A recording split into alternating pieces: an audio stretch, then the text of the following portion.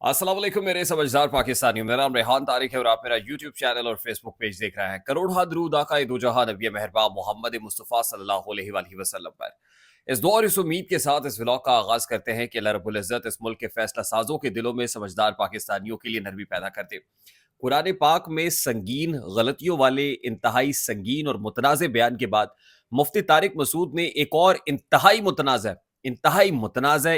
Controversial domain में एक statement दिया है जिस पर बात करना बहुत जरूरी थी, क्योंकि उनके पहले स्टेटमेंट के ऊपर भी हमने बात की थी। ना सिर्फ हमने उस पर कमेंट किया था, बल्कि जिस वक्त डॉक्टर जाकिर नाइक पाकिस्तान में आए, उनके साहबजादे शेख फारिक नाइक पाकिस्तान में थे, हमने उस वक्त भी उलमा की राय जानी, डॉक्टर जाकिर नाइक से इस पे बात की, शेख फारिक नाइक से इसके ऊपर बात की।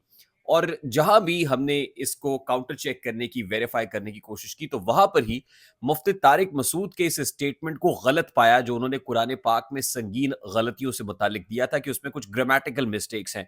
हमें पता चला कि असल में अरबिक, जो असल अरबिक है, वो तो अखज ही कुरान पाक से हुई है। तो फिर ये कहना कि कुरान पाक में ग्रामेटिकल मिस्टेक्स हैं, वो बिल्कुल ही गैर मुनासिब बात है, गलत बात है।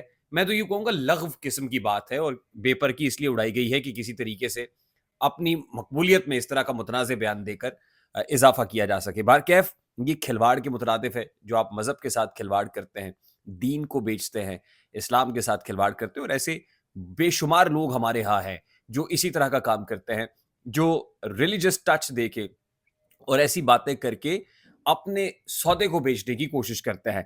अच्छा, अभी जो मुफ्ती तारिक मसूद साहब ने स्टेटमेंट दिया है, वो स्टेटमेंट कुछ ऐसा है कि जो लड़की है, वो नाबालिग भी हो तो उसकी शादी कर देनी चाहिए।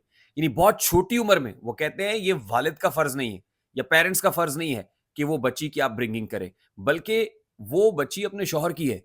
और अगर वो बचपन में ही, बहुत छोटी उम्र में ही वो किसी के हवाले कर दें, तो भी इसमें कोई मुज़ायका, कोई बुराई नहीं है।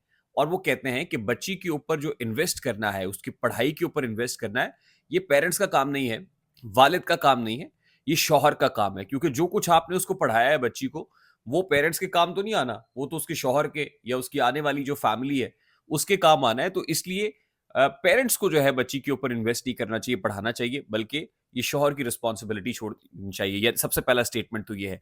और इसके साथ ही कनेक्टेड स्टेटमेंट ये है कि बच्ची नाबालिग भी हो तो उसकी शादी कर देनी चाहिए। यानी आप अंदाजा लगाइए कि ये मुफ्ती तारिक मसूद साहब है जिनकी लाखों में फॉलोइंग है, इनको फॉलो करने वाले, इनके मुतक़िदीन बहुत सारे हैं।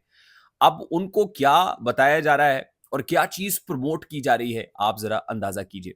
अच्छा, अब इसमें बहुत सारे लोग इसको जस्टिफाई करने वाले वो ये कहेंगे, देखिए, जो अम्मा आयशा रजी अल्लाह ताला अन्हा थी, सईदा आयशा रजी अल्लाह ताला अन्हा, और उनकी शादी हुजूर नबी करीम सल्लल्लाहु अलैहि वसल्लम से हुई थी, और उनकी शादी 9 साल की उम्र में हुई थी। जिस वक्त अम्मा आयशा 9 बरस की थी, उस वक्त हुजूर नबी करीम सल्लल्लाहु अलैहि वसल्लम की उम्र 52 बरस थी। तो फिर आप अंदाजा कर लीजिए कि 9 बरस की उम्र में तो कोई भी लड़की बालिग नहीं होती। अच्छा, मैं सबसे पहले ये क्लियर कर दूं कि सने बलूगत को पहुंचने का जो अमल है ना, उसका ताल्लुक एज के साथ नहीं है। हमारे यहाँ 18 साल जो है वो बालिग की उम्र बताई गई है। 18 साल की उम्र में आपका शनाख्ती कार्ड बन जाता है, जो जस्टिफाइड मेरी नज़र में नहीं है। यानी आप बाहर कर दें उसको एज लिमिट के साथ कि 18 साल की होगी तो बालिग होगी, ऐसा नहीं है। इसका ताल्लुक कतई तौर पर उम्र के साथ नहीं है। इसका ताल्लुक उम्र के साथ नहीं है कि इस उम्र की लड़की या इस उम्र का लड़का बालिग होता है। इसका ताल्लुक कुछ सिम्पटम्स के साथ है। जब आप सने बलूगत को पहुंचते हैं, तो आप में जो हार्मोनल चेंजेस हैं, कुछ सिम्पटम्स हैं, कुछ ऐसी अलामात हैं जो ज़ाहिर होना शुरू हो जाती हैं। और मुझे इसकी बायोलॉजी के अंदर जाने की कोई ज़्यादा ज़रूरत नहीं है। आई एम श्योर आप सब लोग इस चीज़ को अंडरस्टैंड करते हैं। लेकिन शरन भी हमारे यहाँ 18 साल का कह देना, जी 18 साल की होगी तो बालिग होगी, ये भी दुरुस्त अमर या दुरुस्त बात नहीं है। मैं ज़रा वापस आता हूँ, इस बात को कनेक्ट करता हूँ अम्मा आयशा रज़ी अल्लाह ताला अन्हा से। ये आपको बता दूं कि अम्मा आयशा रज़ी अल्लाह ताला अन्हा जो है, वो ही हुजूर नबी करीम सल्लल्लाहु अलैहि वसल्लम की अज़वाज मुतहहरात के अंदर से वो थी कि जो कमारी थी।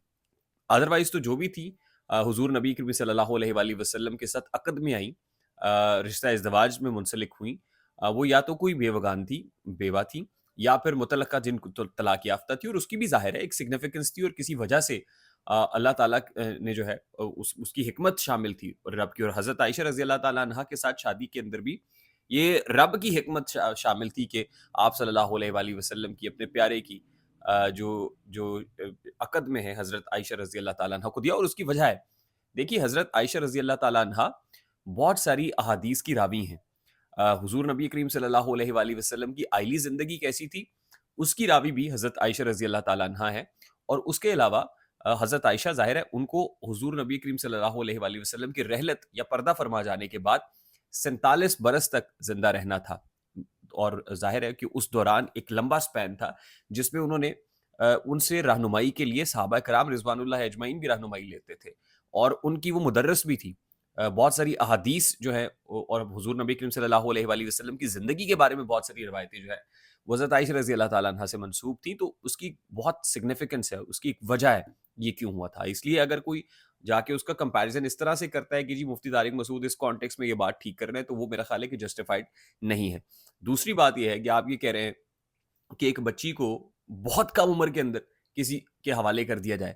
یعنی آپ یہاں ہمارے معاشرے کے اندر جہاں کاروکاری ہے، جہاں کاروکاری کا جرم پایا جاتا ہے، جہاں پر قرآن کریم سے شادی کر دی جاتی ہے بچی کی، اور پتہ نہیں کیا کیا ہوتا ہے، ونی کر دیا جاتا ہے، وہاں پر آپ ایک بچی کو، اور یعنی ہمارے ہاں تو یہاں پر ریپس دندناتے پھرتے ہیں.